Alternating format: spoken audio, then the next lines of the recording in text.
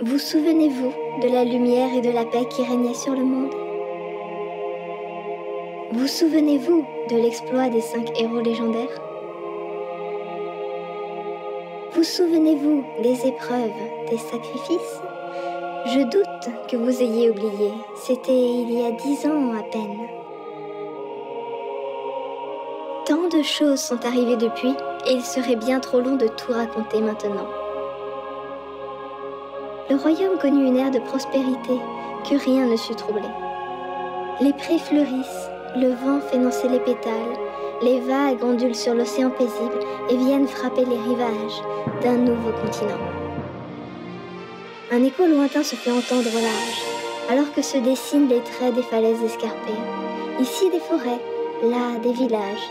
Les habitants de ce lieu ont tant de richesses à offrir aux voyageurs.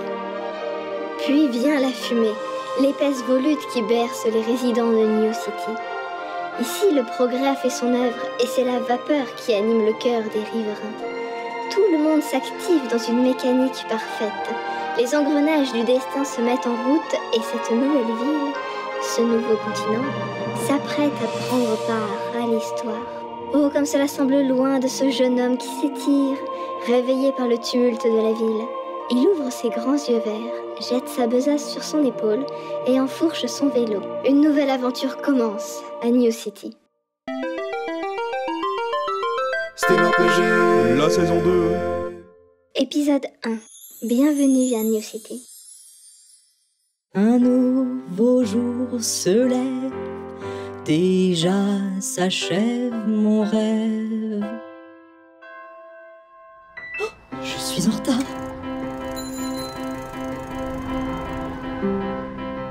New City, New City, New City, New City. Les cheminées fument au lever du soleil, toute la ville se réveille. New City, New City, New City, New City. Les ouvriers se mettent déjà au travail, il manquerait plus que je déraille. New City, New City, New City, New City. Les couturières dans l'atelier, Ce matin on fait les chemises. le boulanger enfourne ses baguettes. Ces tendancieux mères sont bientôt prêtes. New City, New City. Toute la ville s'active, Les blanchisseuses font la lessive. ici pas d'autostoppeur. Tout le monde prend le train à vapeur. La vapeur, rien ne fonctionne sans vapeur. C'est le sang de cette ville sans sa pas d'automobile. On aime tous ce rouillard et moi je suis en retard. Allez, un peu de courage, en avant démarrage. Avant que vienne l'orage, il faut que j'aille au garage, au garage, au garage. Au garage, au garage, au garage, au garage. Je suis en retard. Ah, Lomi, te voilà enfin? T'étais encore en train de roupiller dans un coin, je me trompe? Désolé patron, je faisais un drôle de rêve et puis... Ouais, c'est ça. N'empêche que t'es encore en retard. Je savais bien que j'aurais dû embaucher Elena à ta place. Au moins elle est débrouillarde. Mais... Enfin, elle a déjà la taverne à gérer. Et si elle était pas là, je sais pas où irait boire la moitié de la ville. Quoi? Mais t'es encore là? T'as donc livré ses pièces à Monsieur Roto? Arnaud? Oui, ça fait 2 jours qu'il les attend. Ah, quelle idée de vouloir réparer son moteur soi-même. Alors que j'aurais pu faire du travail impec et en moins de 2. Dites, est-ce qu'après ma livraison, je... Encore en train de marchander? Fais ce que je te demande et on verra ensuite. Je t'ai pas recueilli pour que tu bailles aux corneilles. J'y vais.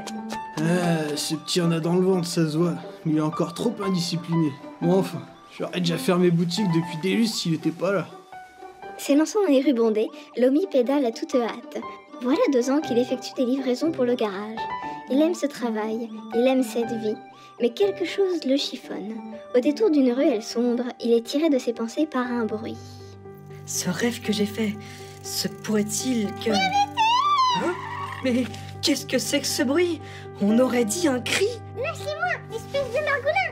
Vous me faites mal! Oh oh, eh ben, c'est qu'on fait bien notre boulot alors. Allez, viens par ici.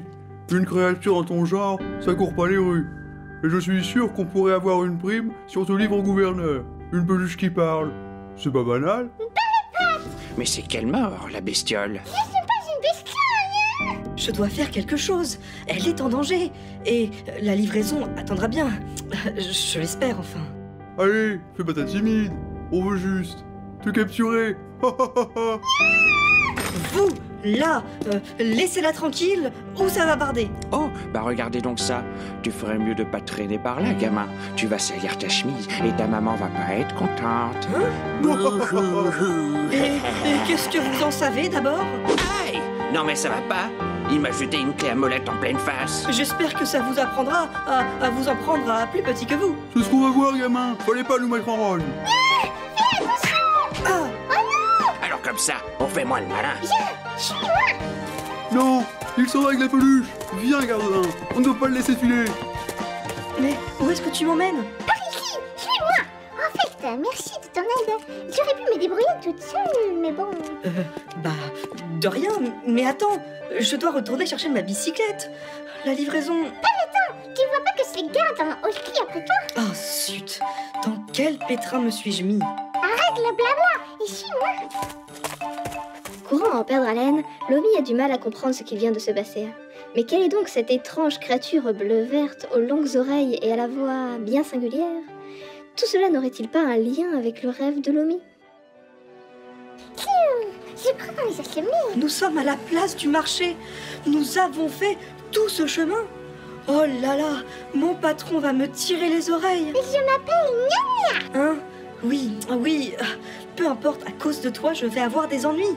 Tu pourrais au moins me remercier? Et puis quoi encore? Ce serait plutôt à toi de me remercier. Je viens de te sortir d'un sacré pétrin. Pétrin dans lequel tu m'as mis quelques minutes plus tôt. Tiens, tu ne serais pas le Meriou, l'apprenti du garagiste? Oui, mais appelez-moi Lomi. Et ne seriez-vous pas Monsieur Roto? Tout à fait. D'ailleurs, j'ai commandé des pièces à cette tête de cochon de garagiste. Ne me dis pas qu'il refuse encore de me livrer. Non, ce n'est pas ça. J'étais en train de vous les apporter quand j'ai entendu un cri. C'est elle qui... Hein? Mais où est-elle passée? Ouais. Pourrais-tu me livrer ces pièces au plus vite? J'en ai vraiment besoin. Et si je ne les ai pas avant ce soir, j'irai voir ton patron. C'est compris? Oui, désolé, Monsieur Roto, je me dépêche. Ah, gna gna, si je t'attrape, je t'étrangle. Ah, la voilà. Et je t'ai rapporté ton vélo et ta marchandise. Merci, mais comment tu as... Enfin, avec tes petites pattes? J'ai des petites papates bien pratiques. Et figure-toi que j'ai aussi des pouvoirs fascinants. Ouais, surtout quand il s'agit de me faire perdre mon temps. Tout le monde est si agité dans cette ville.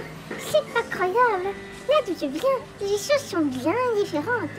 Eh bien, retourne-y là d'où tu viens. Tu ne vois pas que tu causes du souci à tout le monde? Ah, je ne peux pas. J'ai une mission, hein. Ah, tu veux dire que quelqu'un te paye pour m'embêter? Mais non, tu n'y es pas. Et d'ailleurs, je n'ai qu'à faire de votre argent. Alors, c'est quoi cette mission? Je dois trouver un sorcier très très puissant qui rétablira l'équilibre entre les mondes à la fin de l'univers. Qu'est-ce que c'est que ces sornettes? Un sorcier, l'univers. Ma parole, tu es vraiment une peluche bizarre. Je ne suis pas bizarre, je suis spéciale. Et je ne suis pas une peluche. Sérieusement, il faut que tu m'aides. Ah oui, et je fais quoi? Je parcours le monde à tes côtés en affrontant des monstres jusqu'à trouver un moyen de sauver l'univers? Oui, c'est à peu près ça. Non, mais tu m'as vu.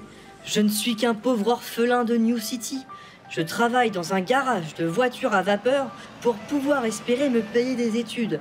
Tu crois vraiment que je peux t'aider à sauver le monde? Quelque chose ne va pas?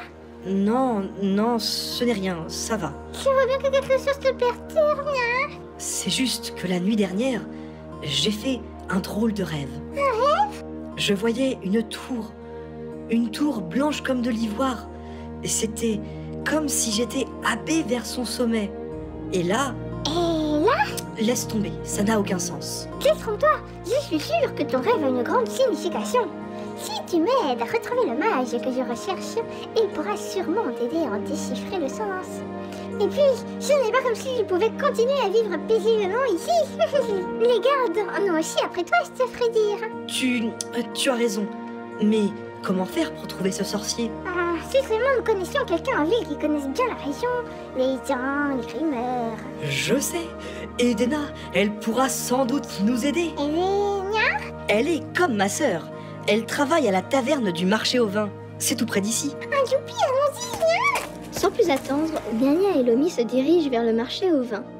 Le sol pavé fait résonner ses pas et Nia volette doucement avec ses longues oreilles. Ils approchent de la taverne. Ils entrent et se dirigent vers le comptoir, derrière lequel une jeune femme essuie des verres. Fine et élancée, ce qu'on remarque avant tout, ce sont ses impressionnants cheveux roux et bouclés, s'accordant parfaitement à son teint clair. Son visage rond et éclairé par 2 yeux saphirs, aussi cristallins que sa voix. Ah bah regardez, c'est une petite Lomi. Oh là, mais il y a déjà du monde. Poussez-vous, bande d'ivrognes. Et toi, élève de l'école du loup, une petite partie de Kems? Non mais arrêtez, ça ne m'intéresse pas. Je pensais pas qu'il pouvait y avoir autant de monde dans une taverne à 11h du matin. J'ai vu un crabe de vase il y a quelques jours. Qu'ils sont laids. Ah, ces monstres, je les hais. Ok. Allez-vous-en, imbécile. Oh, si c'est ce que vous pensez. Bonjour. Bon, laissez-moi passer, monsieur. Bonjour. Lomi, t'es pas au garage? Si, enfin, non. J'étais partie faire une livraison pour le patron. Tu sais comment il est. Plus vite on s'y met, plus vite on peut s'y remettre. Mais j'ai croisé Nia en chemin. Nia. Elle se faisait embêter par des gardes, alors... Les gardes, je vous en débarrasse pour 5 pièces de bronze. On n'a pas le temps. Je cherche un puissant sorcier, le connaissez-vous? Hé, 2 secondes. Tu n'as même pas dit bonjour. Toi non plus, je te ferai dire. Mais c'est pas pareil. Ici, c'est un peu comme chez moi. Arrêtez de vous chamailler, vous deux. Asseyez-vous donc, et je vous apporte un chocolat. Allez, quoi, fais pas ta radine. Donne-leur de la bière. Oh, tais-toi. Pardon. Tu bois du chocolat, Nia? Du chocolat? Connais pas. Bon, si tu veux que je t'aide, il va falloir me laisser parler et arrêter de m'interrompre tout le temps. Edena, je la connais depuis que je suis tout petit. C'est comme si c'était ma sœur. Elle va nous aider, j'en suis sûre. Chaud devant. Ça se rend compte. Tu vas voir, y a pas meilleur sur Terre. Tu dis ça parce que tu n'as pas encore de poils au menton. Bon, alors Lomi et Nia, qu'est-ce qui vous amène? Comme tu peux le voir, Nia n'est pas tout à fait ordinaire. C'est pas peu dire. On dirait... Une sorte de peluche mi-lapin, mi-caniche, puis re-mi-lapin derrière. C'est exactement ça. On peut en tirer un bon prix. Oh, vous savez, ce n'est pas la véritable apparence. Ouais. Elle est à la recherche d'un sorcier pour sauver le monde. Je sais très bien que ça n'a aucun sens, je n'arrête pas de le lui dire. Mais elle ne veut rien écouter et persiste à dire que sans lui, et accessoirement sans moi, le monde court à sa destruction. Donc s'il te plaît, Edena, ramène-la à la raison. Elle est très loin de chez elle et ne doit pas avoir les idées claires. Tu pourrais pas lui expliquer que ce qu'elle demande n'a aucun sens? Ça tombe bien, je connais un sorcier. Oh, c'est génial ça. Quelle coïncidence. Quoi? Mais tu as écouté ce que je t'ai dit? Oui, c'est pas contre toi, mon petit Lomi. Mais ça ne m'étonnerait pas plus que ça, que le monde soit en danger. Oh, celle-là, c'est la meilleure. Vous tous, vous ne trouvez pas qu'il y a quelque chose de nouveau dans l'air? Quelque chose d'inhabituel? Si, on verra vite. Tu n'as pas remarqué que depuis quelques semaines, tous les puits de la ville sont à sec, qu'il y a 4 lunes dans le ciel, qu'il pleut des canards tous les dimanches et que les vaches chantent en latin? Et toutes mes chefs se sont changées en or. Ah, c'était donc ça. Ah, j'abandonne. Bon, et tu le connais d'où, ce sorcier? Je ne le connais pas personnellement, je ne l'ai même jamais vu, à vrai dire. Il paraît qu'il vit reclus, en ermite dans une lointaine contrée enneigée, à méditer et à purifier sa conscience. Enfin, ce ne sont que des légendes. C'est un barde appelé Pissenlit qui m'en a parlé. Plusieurs fois, je l'ai entendu chanter au sujet de ce mage vertueux. Mais je ne me souviens plus de son nom. Avec tous les clients qui viennent ici, je n'ai jamais eu l'occasion d'écouter les paroles en détail. Je crois qu'il s'appelle Gandulf. Non, c'était pas Sarouelman, le mage au pantalon trop large. Peu importe son nom, c'est une super piste. Tu sais, on pourrait l'ai trouvé. C'est bien le problème. Comment ça? Eh bien, aux dernières nouvelles, Pissenlit a disparu. Oh non! Non!